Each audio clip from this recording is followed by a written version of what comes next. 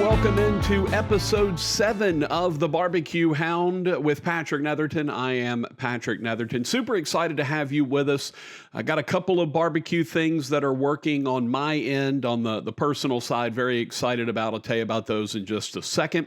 But this episode, we're going to get outside of Texas again. Last week, we had Blake Stoker from Martin, Tennessee.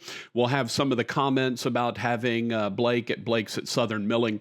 That'll be coming up after our interview. That is in our smoke section, the smoke, which is the viewer or listener mailbag. We encourage you to participate, to send in your thoughts, your questions, your comments, your opinions. You can do it in so many ways. You can leave a voicemail. We haven't had a voicemail yet. Would love to put one of those on the show. You can voicemail, send a voicemail or a text at 318-657-ZERO-HAM, 318-657-0426. You can send a traditional email, patrick at thebbqhound.com. And of course, you can find us on all of our social media platforms at the BBQ Hound. Send us comments on our YouTube channel, Instagram, Facebook, Twitter, X, all of that good stuff. We'd appreciate. This episode, we're going to go to Kansas City, one of the great meccas of barbecue, of course, the place that invented burnt ends. And we're going to talk with Tyler Harp, a guy who is a Kansas City native and is doing Texas-style barbecue in Kansas City.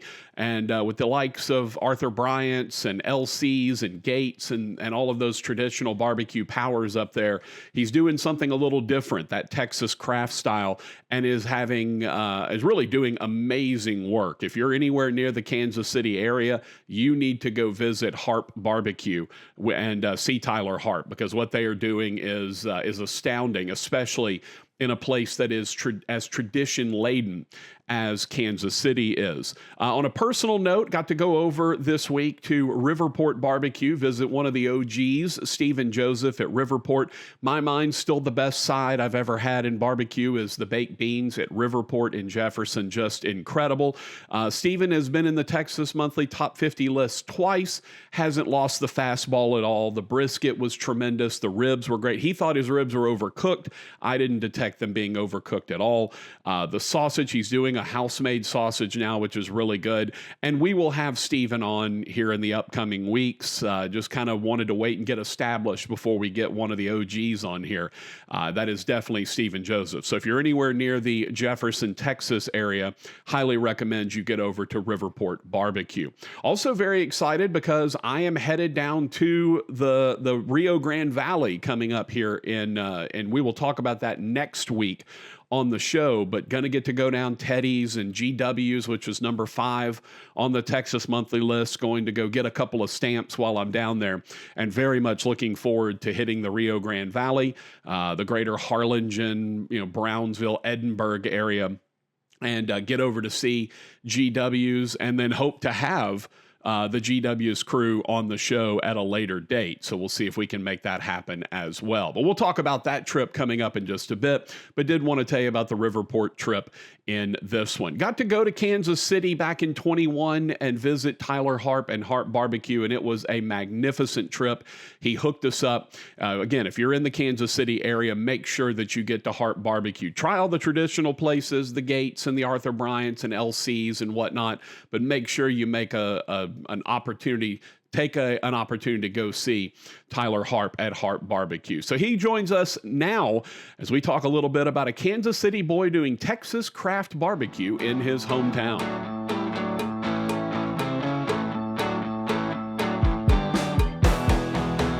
Joined now by Tyler Harp of Harp Barbecue in the greater Kansas City area as he's bringing a little Texas flair to what's going down in one of the traditional barbecue meccas in all of the world, Kansas City. We're going to get into kind of the differences that are going on with Tyler and his crew versus what is traditionally there in Kansas City, but had a chance to visit him before he got his brick and mortar spot, and it was lovely. Just one of the best platters of barbecue you'd ever want to eat.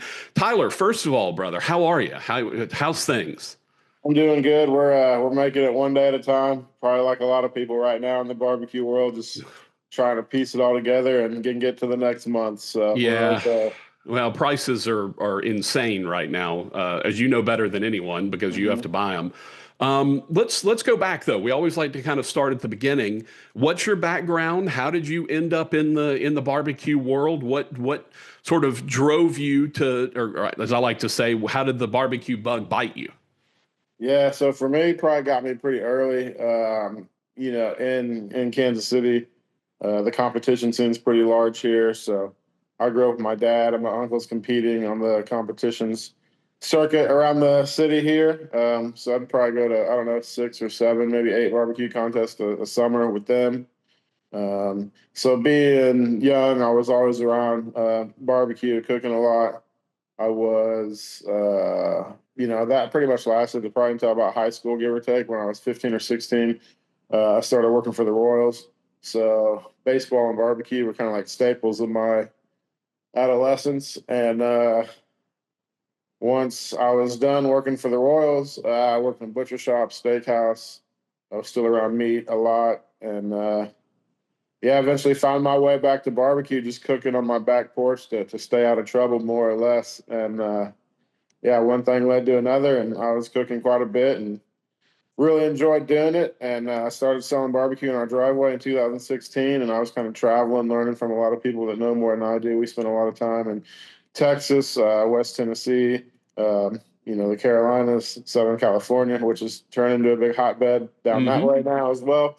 So I was pretty fortunate, kind of got to travel, see things, learn from people that know a lot more than me.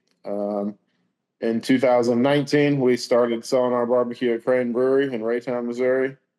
We did that through the pandemic and did that until about 2022 when we opened a restaurant down the street from the brewery we were at in Raytown. We were there for 2 years, and we're getting ready to celebrate our 1 year at our new restaurant in Overland Park. So we went from the far east side of the metro to the west side, so it kind of bounced around a bit.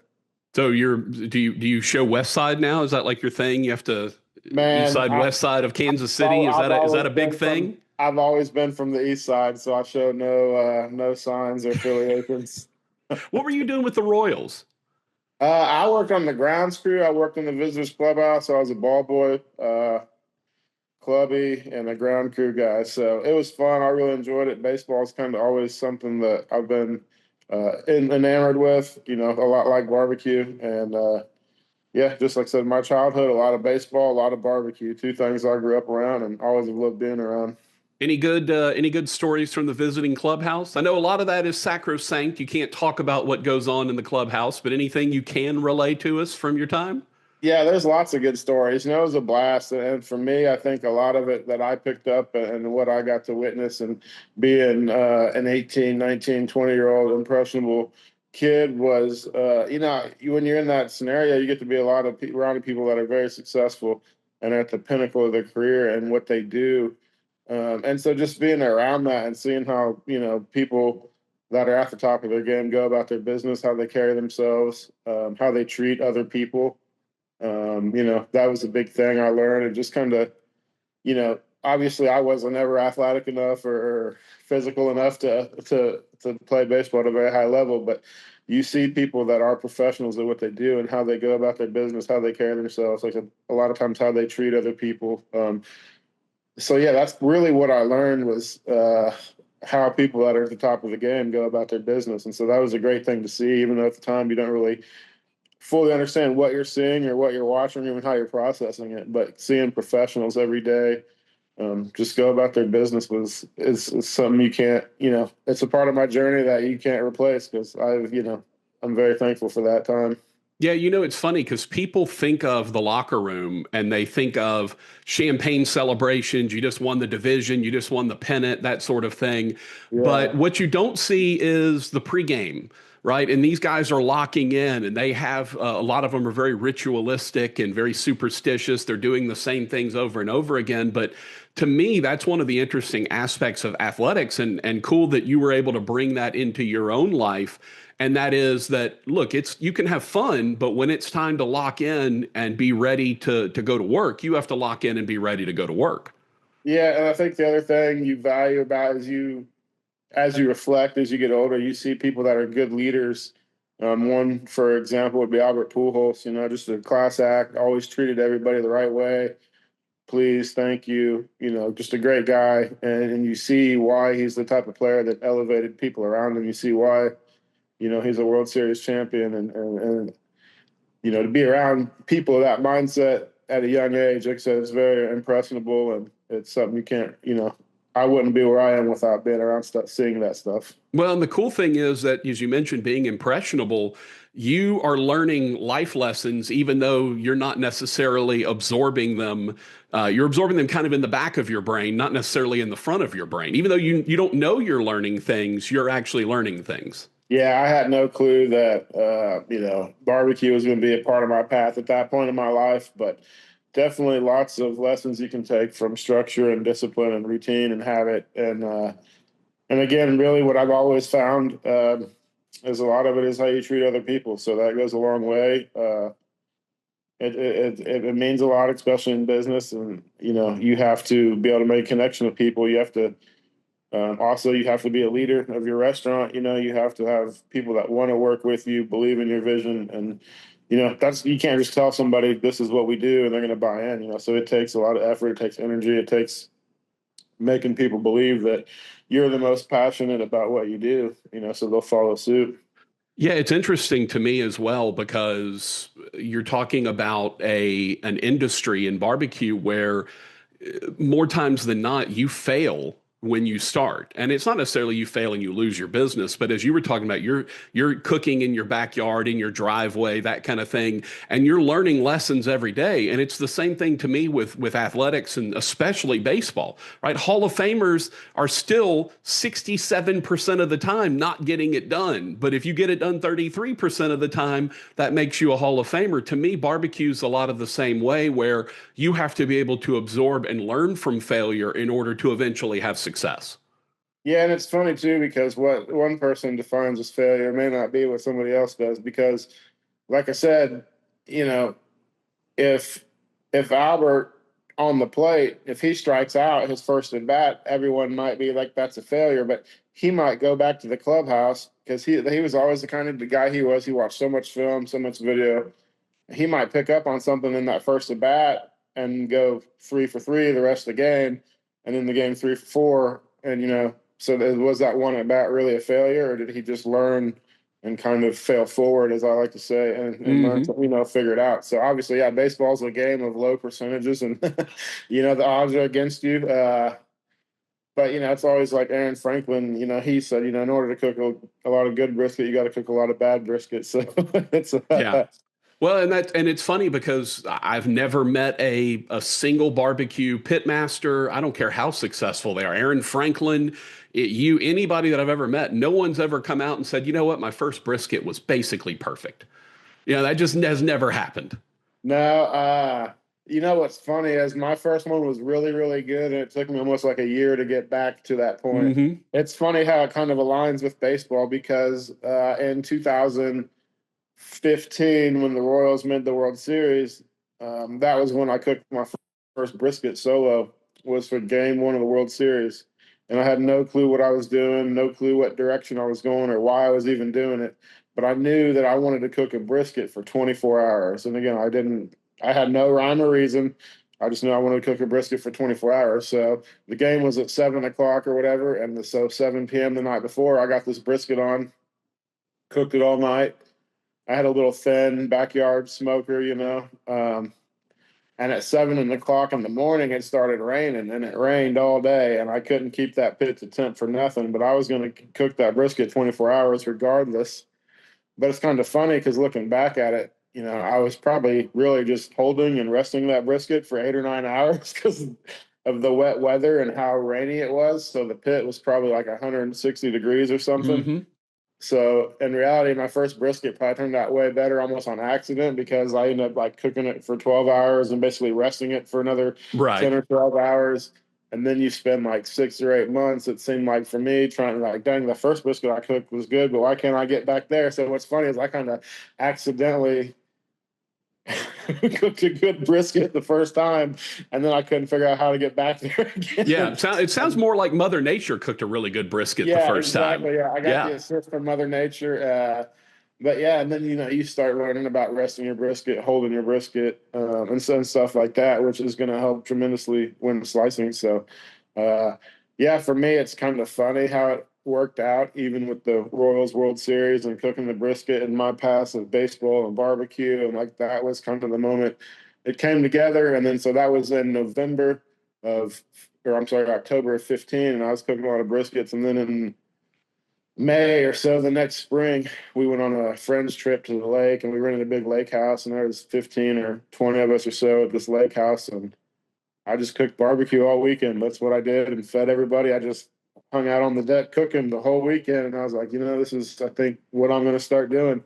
And I'd already worked in restaurants and stuff. So to me, it was just kind of, I guess, the natural evolution. But that's how the bug got me. It was baseball and just being at the lake, hanging with friends, and being the guy that wanted to cook for everybody. Hey, nothing wrong with that. And look, Yeah, as everybody that I've talked to in your industry, and certainly anyone that's really in the restaurant business, no one gets into that business for money. You get in that business because of passion. And if you can't enjoy cooking for all your friends on the deck at the lake house, then chances are you're not going to like cooking for a bunch of people, even though they're paying money for it. yeah. You have to want to do it. You have to be excited to do it, and it's every day. It's long hours in barbecue. I'm fortunate. I got a great morning crew. So Tony gets there every morning, gets the pits fired and loaded up, and I'm glad that I don't have to get there at 5 a.m. every morning. And I'm pretty much working from like 10 a.m. to 10 p.m. right now, which is a pretty good spot to be in. I feel like it's not bad. Um, but I'm fortunate I have a great crew around me that really cares, that love barbecue and buys the vision of what we're trying to bring to Kansas City. So I've been fortunate, and yeah, it's been rewarding too. Speaking of what you're trying to bring to Kansas City, you're doing Texas barbecue in a mecca of barbecue in Kansas City that is not necessarily known for brisket unless it's burn ends. They're much more known for pork, and as we mentioned, the burn ends are kind of what put Kansas City on the map and is sort of their Mhm. calling card. Was there an intimidation factor when you decided to go from selling it in your driveway to, hey, let me go to a brewery and actually sell this thing commercially and then eventually a brick and mortar? You're in a really interesting area for barbecue that maybe, I don't know, were they ready for what you wanted to do for when you're bringing that sliced brisket out that's Yeah, Texas style? That is not what they do in Kansas City. What was that like yeah. trying to kind of take that on? Well, for me, I wouldn't really say it was intimidating. I was just I kept my head down on focus. To me, what was scary was not pursuing what you're passionate about. So to me, the I would have been scared to not pursue it because, again, making people happy through food, through smoked meats is just something that it fulfills my soul. So I feel like in Raytown, people were ready for it and a lot more open minded and everything with the food. And it's been more of a struggle where we're at in Overland Park to get people to adapt to it, but one day at a time. So it's where we were in Raytown, we were real close to downtown. We were maybe 10 minutes from the city. And now we're about 30 minutes kind of southwest. And so it's just a little bit slower to evolve out that way. But we're getting people to figure it out one day at a time. Is it you almost have to kind of proselytize, right? You almost have to kind of be a preacher in some ways, sort of extolling the values of Texas barbecue versus what people have grown up with their whole lives. Yeah. And especially right now because, meat across the board is really expensive. I know there's barbecue restaurants in our city, and I would talk to people and have friends, and I know there's places that have raised their prices 3 times alone in the last 12 months. And so people come in to us being a newer spot to our location, and they're kind of upset or will get fired up about the prices or this and that. And it's like, just the way it is now. And I hate it as much as everybody. It's not good for my business. It's not what I want to do. I'd rather sell brisket for 19 bucks a pound and all of us be fat and happy. Like that's what I Yeah, want too. But yeah. unfortunately, that's not the way it is right now. And labor is really expensive, rent's really expensive. Obviously, protein's really expensive. So it's just kind of honestly a bad storm for barbecue at the moment that we're all kind of keeping our head down, trying to grind and get through. trying to get creative with dishes. I know some people are creating ghost kitchen concepts in their restaurants to try to do things that are more profitable, that make more sense than barbecue. So that's something we're going to be exploring as well. Just trying to battle, fight, and scratch to keep going. It's tough times right now, but the people that I want to evolve and figure it out, I think most of them will. Yeah, and that's the shame of it is I would argue, and yeah, I'm guessing you probably would agree that barbecue has never been better as a whole. The craft barbecue, you do a lot of that stuff with the craft stuff. Like the craft barbecue market is so good right now, and the creativity is so good, and the stuff that people are putting out is so good. That's the shame of that kind of coalescing with prices being the way they are right now, because it is dampening what is, I would say, kind of a renaissance of barbecue in this country. Yeah. Yeah, I'm like I said, I've been fortunate in a lot of different ways, but I got to go to Goldie's with my dad about 3 weeks ago. Beautiful. Yeah, so we just hopped in the car, drove down. We're about 7.5 hours from Fort Worth, and it was amazing. It was one of the best meals I've had. We got to go over to Dane's and eat there too, and then went Hmm. over to Bricks for Trevor's last day of service. And it was the first time I'd been to Texas in a few years. I've just been busy, and it wasn't a very long trip. It was one I got to take, and it was, more or less just to get out on the road with my dad and make some memories again. But yeah, I was blown away. Those guys keep evolving, keep getting better, keep pushing the bar, and gals. Everybody, it's crazy. The food there is just so good. It's hard to even explain to people. You just have to go, and Yeah. you know, It's remarkable, and I'll pay you a compliment from a buddy of mine, a friend of mine who lives in Pearland, and he literally lives 5 minutes from Ronnie Killen's place at Killen's Barbecue, which to me is still one of my favorite barbecue places in the world. I still love what Ronnie does, whether he's on the top 50 list or not. That dude is putting out high quality barbecue. I'm a huge fan, yeah, and we'll have him on the show here before too long. We're definitely going to make sure we do that, but. My buddy, who literally lives 5 minutes from Killen's Barbecue, goes there anytime he wants. He's been with me on a lot of trips. He's not certified like I am, but that dude knows barbecue. He's been on enough trips to know. And we all went up to Kansas City in 2021, and I was asking around, and several of your friends in the pitmaster world said, "Hey, go see Tyler Harp." And so we went and saw you. You were in the brewery in 21, and we went and you hooked us up. You gave us the big pitmaster platter, which I certainly appreciate. And my buddy, when I told him I was about to do this interview with you, he said that was, in my mind, still a top 5 barbecue place I've ever been to. And he's been all around Texas, eating at a bunch of different Texas places. He said what Tyler is doing is as good or better than the places in Texas. He goes, it's still top 5 for me. So understand that you love Texas barbecue, but folks in Texas love you as well. all right. Well, I really appreciate that. It's been a big inspiration for me to try to personally raise the bar for myself and my restaurant and the food we're cooking. Ronnie is extremely smart businessman. He really knows what he's doing. I wish someday I could have half of his knowledge. He's a I wish I smart could have guy. half of his restaurants at this point, Yeah, like he's got like yeah. 9 of them at this point. He knows what he's doing, and I'm still trying to feel my way through the darkness. So, yeah, he's been around the block. I think a lot of guys in the game look up to him and understand that what he's been able to build and how difficult it has been to get to that point. So, he definitely commands a lot of respect from everybody around barbecue. And like I said, he's an OG, and Yeah. he's got the knowledge for He sure. definitely is. He's also did one of the most impossible things in barbecue cooking. He lost like 80 pounds, which is crazy to even consider when cooking Yeah. barbecue every day. I don't even know how you would think about doing that. I got there at one point myself, and now this new restaurant's been a little stressful on me, so I I understand.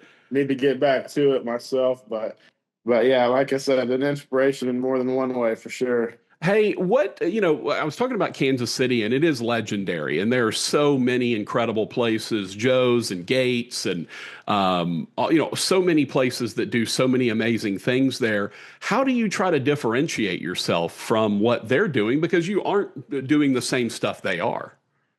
Yeah, I mean, I'm not really try to look at it like differentiate myself from anybody. I try to just focus on cooking the best barbecue we can do, and not to keep going back to Albert Pujols, but like I said, we're going to strike out at times, and sometimes we're going to foul out or whatever the case may be, but we just have to, learn what we did, try and figure it out, and not let it happen again. So, the improvements we make every day, every week, every month, I think a lot are just from those experiences and understanding like, hey, you're never going to be perfect. One thing we've really tried to focus on is our guest experience and making sure we have the best experience possible, and just trying to keep everybody comfortable, happy, and well fed. And like I said, it's tough. And when you do a different regional style than what people are accustomed to, especially at this rate, because they think it's way more expensive, even though it's probably only slightly at best, if not on par with the rest of the prices around town. It's just everything has changed so much in the last 36 months alone, that people that don't eat out all the time may not just realize like this is, you're not going to get a brisket sandwich anywhere for under, $12, $13. Like that's just how brisket is right now. So, and it's unfortunately not looking like that's going to get any better anytime soon. So it's just kind of trying to find different things for your menu to appeal to different people. And, but yeah, we just focus on what we do. We try to put out the best barbecue we can put out. And then hopefully people will recognize that, we're there to, legit just get better every single day. And we're not there just resting on our laurels or trying to just do as much volume as we can. That's never really been our business model. Our business model has more or less been, let's put out the best barbecue we can. Let's be as nice to people as we can. Let's keep this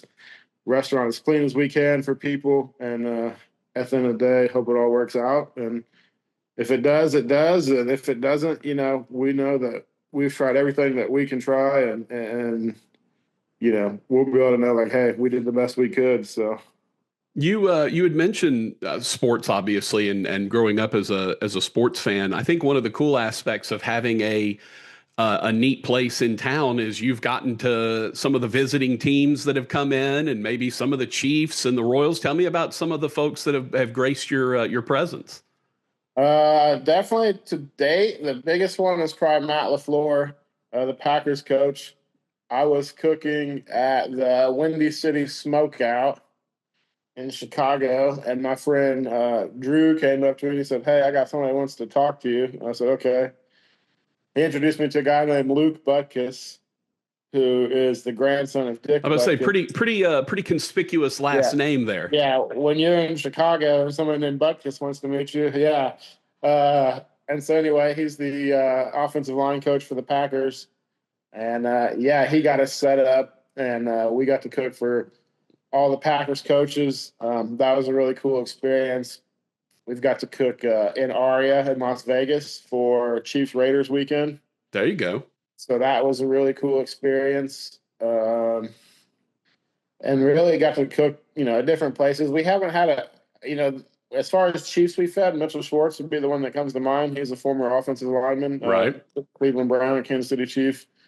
But outside of that, we haven't fed a ton of Chiefs or Royals guys. But we've got to do a lot of really cool things. So yeah, we gotta get on that. The old strength and conditioning coach for the Chiefs is a former Northwestern State Demon. So okay, I may have to make a little see if we can't make a little inroad there. We're good. We're in good. What's funny is we feed the equipment staff. No, So they're the right guys. I made friends with Cale Kirby, who's he used to be in baseball, so he used to work in minor league baseball. And just talking to him one day, and I used to be a clubby in baseball. He used to be a clubby in baseball.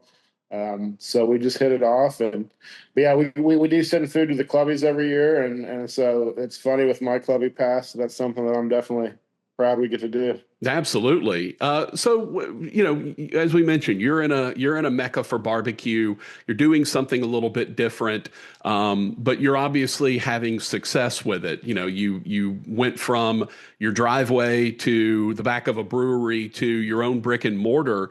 Was there a moment or maybe a time frame when you were like, okay, I can do this. Like this is going to happen for me because I've got to imagine with that area, that competition, it's so easy to be able to say, well, it's just not going to work out. And yet you've progressed. Was there at that moment where you said, okay, I know I can do this?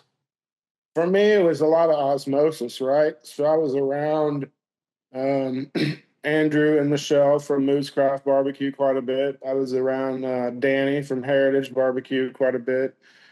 And then kind of the core of the people that I came up with were like Blake Stoker, Dane Weaver, Trevor Sales. So I think it kind of went in that order, like, you know, Heritage opened and then Moose opened. And then I believe it was Blake opened and Dane opened. So you're seeing all the people that you've rubbed elbows with and you're talking to on the phone every week, and people that you've cooked with in different settings in different places open their restaurants. And it's kind of like as you see the people that you're close with start to doing it, I think that's more or less when for me, like the light switched or the switch flipped was that like, yeah, we can do this. It was just osmosis and seeing everybody around me doing it. I said, man, I know it's going to be our time soon because it's coming for everybody that's putting in the work. So Yeah, and your time has made it. So what's your group chat like then at this point? Because you mentioned, obviously Blake Stoker we just had on last yeah, week from Blake's at Southern Milling in Tennessee. Like you mentioned these folks that you came up with. Who are you leaning on these days? Who's in the group chat? yeah, definitely Blake a lot. We talk. What he's been able to do is incredible, and I've personally spent a lot of time in West Tennessee. So I know the area between Memphis and Nashville pretty well. I've got to cook with Zach Parker down there quite a bit, been to Blake's. And from seeing what Blake was in that food truck to where he is now and how his food is received by the people, it's incredible. It's crazy how far he's come. So big inspiration for me. And I talk to Blake maybe couple times a month or once a week. I'm always just trying to pick his brain, ask him what's going on. Same with Dane. When Dane was out opening in Taiwan, I was talking to him quite a bit. And it's the same questions. And then you go and see these guys, and uh, you get to visit their restaurants, which before I'd went to Dane's food truck and Blake's food truck, and now you're going to brick and mortars. I want to get down to Sunbird soon. I haven't got to go down there yet, but Brian, Bingham, and Dave are people I talk to all the time as well, who again, Hmm. went from their situation to where they are. So it looks like they're doing really good. And then still talk to Andrew and Rustin. Yeah, Andrew Caskey. Yeah, he'll be Bad, he'll be. By the way, had the Sunbird guys on week 2, and yeah. Andrew will be on here before too long. I think he's still doing the best barbecue in Louisiana, in my Andrew's opinion. doing some of So the best barbecue in the United States. I mean, yeah, that was in my opinion. You can separate it regionally or do whatever you want, but at the end of the day, I think Bad Wolf is putting out some of the best barbecue of anywhere in the country. And the cool thing about it is and once you get to see things and experience things, it's like once you hit a certain level, it's almost just preference. Okay, I like this because of this or whatever. But Andrew's definitely on that preference level of so good that it's just a preference at that point. Do you like burnt bean? Do you like goldies? Do you like whatever? It's all so good. It's just kind of a small preference in different things, and I think Andrew's definitely right on that level. yeah. It's funny when I tell people about judging all the time, and because I went and got certified, and actually I posted a thing. I'm going to talk about. I posted a thing. Someone was talking about judging barbecue. And mentioning how, and they showed a picture of their rib box that they turned in, and they said that the judge said it was one dimensional. or whatever. And I said, okay, did they say the box, like the food looked one dimensional or it tasted one dimensional? Because there's a difference. And one guy got on there and was like, oh, you paid to go get certified. All you judges are snobs or whatever. And I'm like, look, I'm not going to lie that I have a standard now when it comes to what I want to eat with barbecue. But at the same time, I also find it, just like you mentioned, I find it really hard to differentiate between a Goldie's, a burnt bean, as you mentioned, Andrew over in Ruston, bad, like the guys that are doing it at such a high level. I don't know how you judge between them, to be honest with you, because the food is so good. And every time you go, it's a great experience. Like I really struggle. It's one thing to have 10 slices of brisket that are anonymous, and you can tell, hey, 5 of these aren't really good. 5 of them are very good, and maybe 3 of them are very good. Maybe 2 of them are almost they're at the very top. The problem is when you go to the top places around here, your place, Ruston, Blake's in Martin, Tennessee. Brother, I don't know how you differentiate. I don't know how you do it. I really don't. And I'm supposed to be the guy that's differentiating these things. I don't know how Daniel Vaughn and his crew make a top 50 list. I really don't. Yeah, it's kind of to me the way that I've kind of at this point in my life, instead of like trying to differentiate, I give a lot of credit to Goldie's, Burnt Bean, Interstellar as guys that have unlocked new levels of barbecue. And I feel like once it's unlocked by somebody, then the rest of us are all chasing it. Leroy and Lewis in that category as well. So when those, like I said, Goldie's, Burnt Bean, Interstellar, Leroy and Lewis, for me personally, and actually I'd probably put Cadillac in that tier too, of places that are just like unlocking new levels of what barbecue can be. And so those are the places we try to visit, right, and try to get motivation and inspiration and learn from each other. Barbecue is a skill that's passed from man to man, and that's kind of one of the beauties of it.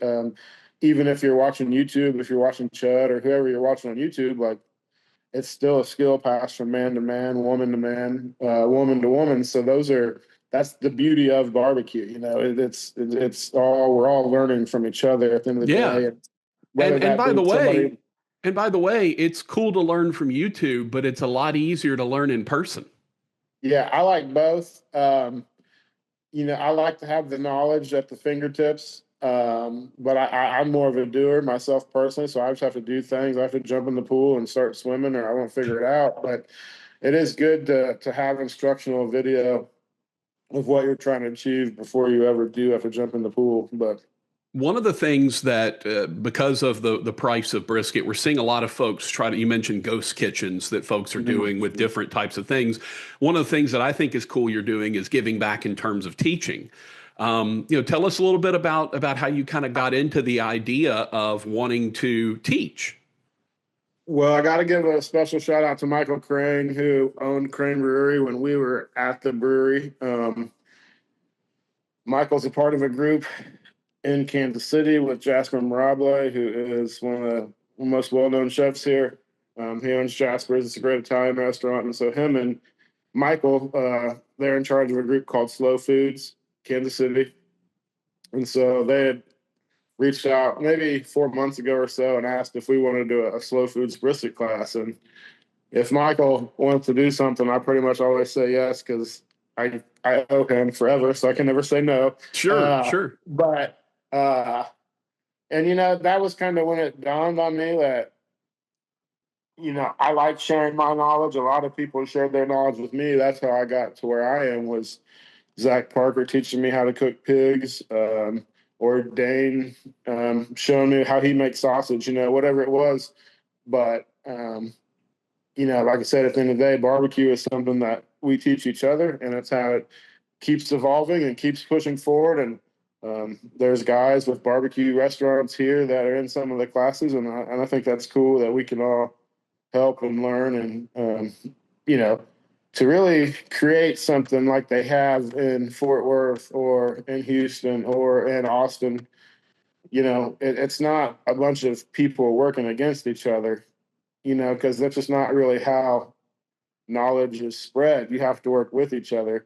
And that's why you have these hotbeds of incredible barbecue where, in Houston, for instance, you might go to Truth, which is amazing. You might go to Fegis, which is amazing. Go to Robles, which is really good. Blood Bros. I mean, the list goes on. But the reason there's a lot of really good barbecue in one city, rather which city you take your pick, but it's because a lot of those people are working together. They're sharing knowledge. They're at festivals, working side by side, and again, like I said, you got the guys that are unlocking new levels of barbecue, and that's kind of like the people that you want to align yourself with. So that's what we're trying to bring here. We got a long way to go. Like I said, it's you always, it keeps you really humble going to eat at those places too, because you realize how far you have to go. Brother, I'll tell again, it's minute levels, right? It really is. It's not massive levels. Like your differentiation between what you're doing and what a Goldie's is not. It's not much. I can assure you. So let's just say someone's listening to this podcast and is maybe in the Kansas City area. If they wanted to get involved, could they come in and take your classes? Yeah, we do.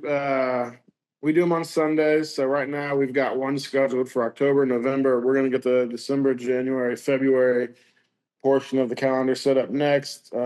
We do them on Sunday afternoons. We do them during non-Chiefs times because trying to compete against Mr. Mahomes in this city is a worthless cause. So, No, it's bad business, sir. Bad yeah, business. work with them and not against them. But yeah, so we register on our site. They're $120. There's beer, soft drinks. You leave with a plate of food. So um, it's kind of about camaraderie and bringing people together and sharing the knowledge so that as a whole we can kind of keep elevating Kansas City barbecue and Are not you just doing one spot. are you doing just brisket or do you have other classes as well? No, we had a sausage class, we had a brisket class, we have a barbecue 101 class next month, which I'm going to go into whole hog quite a bit. Burnetta McKendry will be there, who is the granddaughter of Henry Perry, who is the guy that gets a lot of credit for starting Kansas City barbecue. And then I'm hoping to have my buddy Josh Swope, who is in Fort Worth. He is a meat purveyor. And so even before he sold meat, he was in all these barbecue restaurants all the time, which is kind of how he got the job he got because he was already in the barbecue restaurants anyway.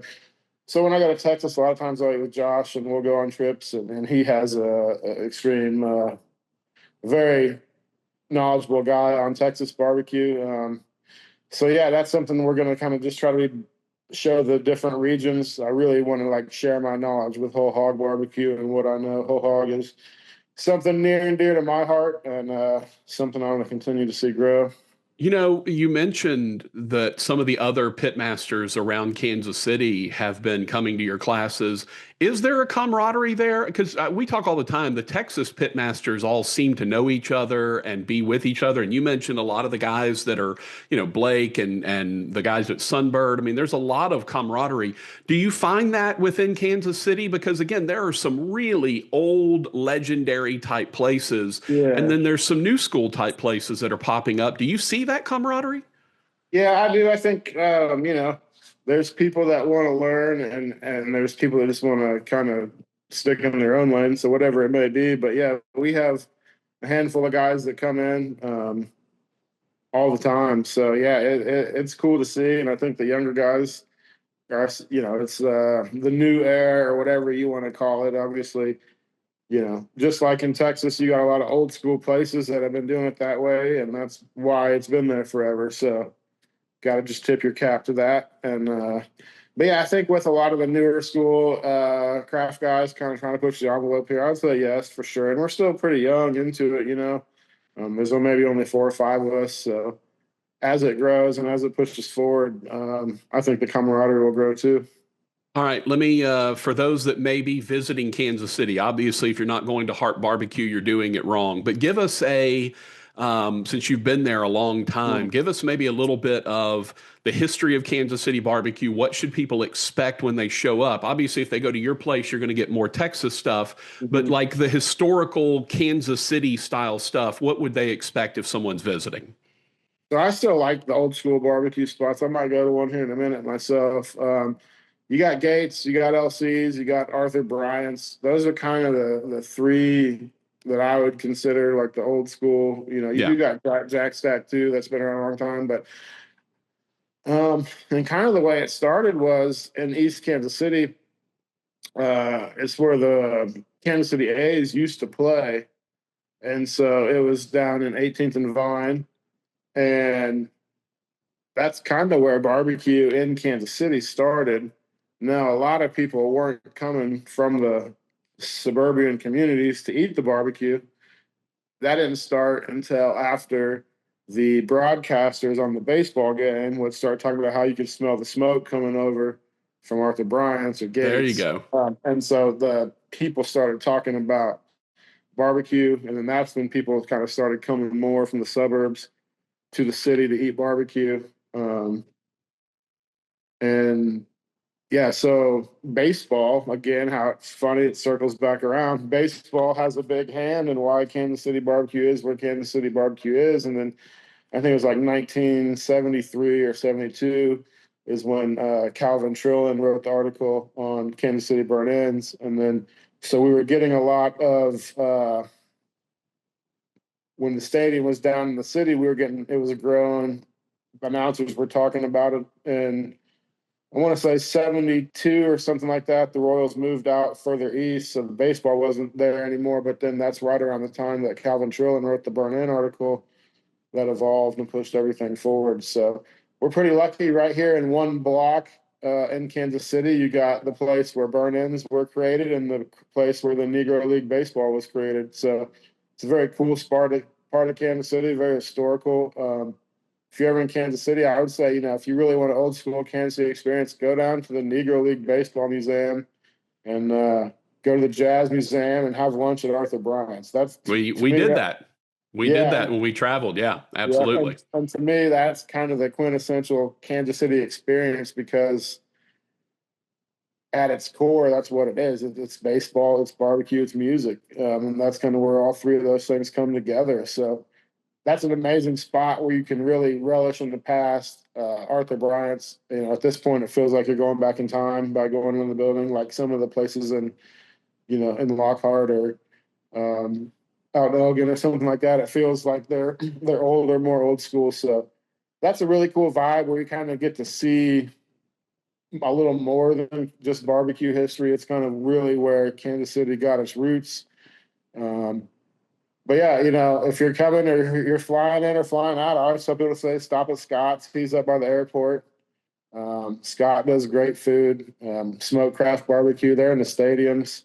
They do great food at Arrowhead and Kaufman. So if you're at a Royals or a Chiefs game, which if you're coming to Kansas City for barbecue, you should probably go to a Chiefs game because the Yeah, I mean, tailgate, yeah, the tailgate at Arrowhead, it's where you want to be as far as like partying, grilling, and you know, really, as something that I probably overlooked as far as like my path and how I got where I got is the Arrowhead tailgates. You okay. know, that was something where again I always loved to be the guy with the grill in the truck, and I wanted to be out there cooking pork chops or whatever we were eating for breakfast before the game, and so.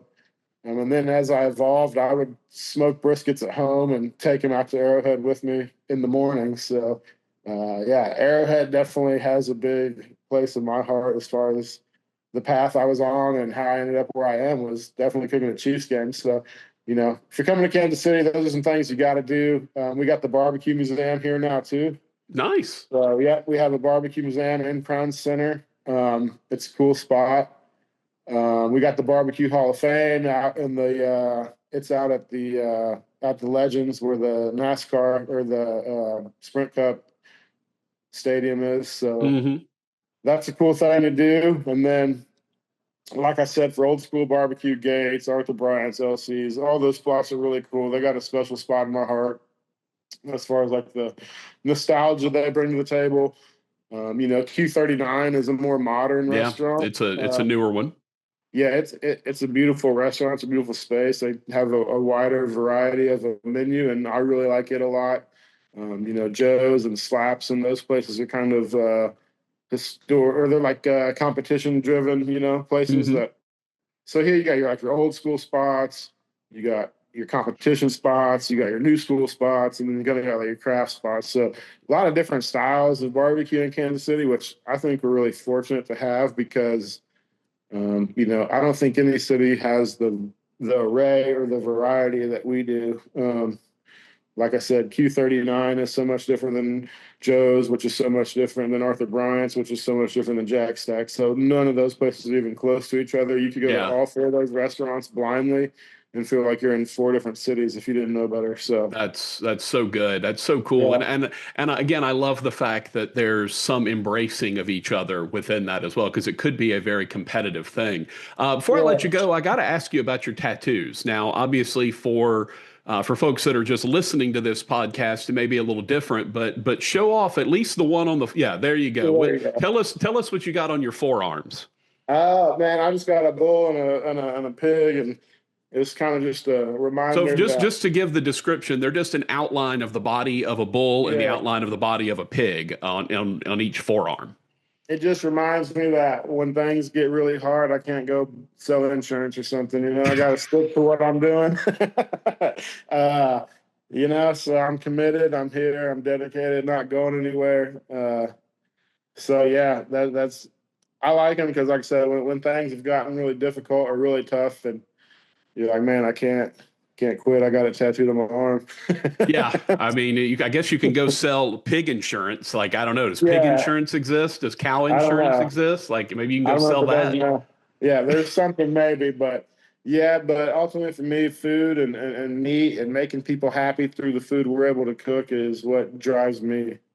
Well, I can tell you this, having been there, you hooked us up when we showed up. You didn't know who the heck I was, and I came in dropping some names, and you took care of us, and I do appreciate that. That was a great meal. As I mentioned, my buddy who lives near in Pearland near Killen said still top 5 in his mind, and he's been all over Texas eating barbecue. Tyler, keep doing it. We appreciate you spending a little time with us. Love your stuff. Anyone who visits Kansas City and doesn't go to Harp Barbecue is missing out. I can tell you that. Go to Gates, go to LC's, go to Arthur Bryant's, experience all that. But if you're not checking out what Tyler's doing, you're definitely missing out on the barbecue scene in Kansas City. Brother, thank you so much. Thank you. Thank you for spreading the gospel of barbecue. And I know I speak for a lot of guys in the business when I say we certainly appreciate it. So. You are quite welcome, sir. That is our good buddy Tyler Harp from Harp Barbecue in Kansas City. Thank you.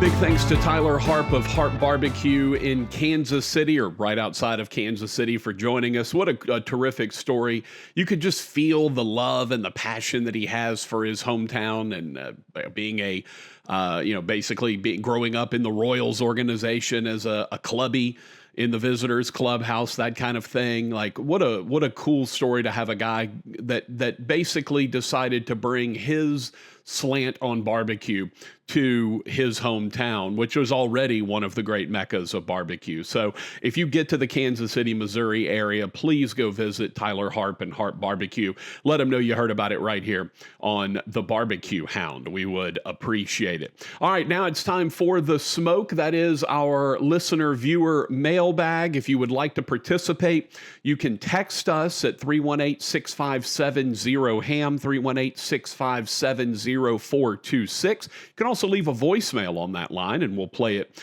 on the show. Email is patrick@thebbqhound.com. You can also reach us on our YouTube page. Please go there and subscribe, share that. And of course, you can reach us on any of our social media platforms on Facebook, Twitter, X, or Instagram. We are at the BBQ Hound on all of those. We did have one comment. I was mentioning that I went to Riverport Barbecue this past week and got to see one of the OGs, Stephen Joseph, who's been in the game for a long time, survived his building burning down and still bounced back and has had an incredible run. We mentioned been in the top 50 twice. and still doing great work. And I talked about how his baked beans are my favorite side in all of barbecue, and he's still doing terrific proteins as well. But Jeff texted in on the text line, again, 318-657-0426. Jeff said, Patrick, I ended up visiting Riverport Barbecue and had the baked beans. You weren't kidding. They're probably the best side I've ever had. Also, the sausage was probably one of the best I've had as well. Bravo to Stephen Joseph and the work that he's doing out there. Yes, big ups to Stephen Joseph. Again, one of the OGs. Guy's been doing it for decades and still doing it at a very high level. Now, Blake Stoker was our interview from last week of Blake's at Southern Milling in Martin, Tennessee, and we had quite a few comments about Blake. He is adorable, number one. And had the hat on. Doesn't really know how to wear a hat, it seems, but a lot of people commenting on Blake Stoker from before the interview. Hungry Tanuki said one of the most beautiful buildings in barbecue, and he's right. That century-old Southern Milling building is incredible. Joe Ojeda just put the goat emoji, which is terrific. Smoked Pickle Barbecue referred to Blake as a true man of culture. And then we dropped the clip about him starting his barbecue journey by eating breakfast in the duck blind. And that's where he kind of started his passion for food. Had a couple of comments on that. Harold Pitmasters said, another great episode. Love his passion for barbecue and attention to details. I've never had barbecue east of Texas, but if I ever get the chance, I'll definitely stop by Blake's at Southern Milling. Berwin92 said duck blind food is better than most anything a person could eat. Hashtag big facts. So there you go. Some of the comments that we got, and we do appreciate everyone for commenting. Don't forget, if you would like to comment on what we've got going on, we're on Facebook, we're on YouTube, we're on Instagram. All of those are at the BBQ Hound if you want to find them. So go check them out, and we would absolutely love to have you. As always, please subscribe, please share, tell your friends, tell your enemies. Let's continue to grow. We appreciate everyone for being with us as we've now kind of expanded our barbecue journey outside of Texas into Martin, Tennessee, and now this week into Kansas City, Missouri. Going to try to get into Arkansas a little bit coming up in the next few weeks, and then we'll round back over to Texas as we go along. So the journey continues. We appreciate you coming along with us, and we hope that you will continue to support the establishments that we talk about. Go out and support barbecue. The prices are high, and they need your money more than ever. So go out and support barbecue wherever you may be. That's it for this week's episode of the BBQ Hound with Patrick Netherton. See you next week.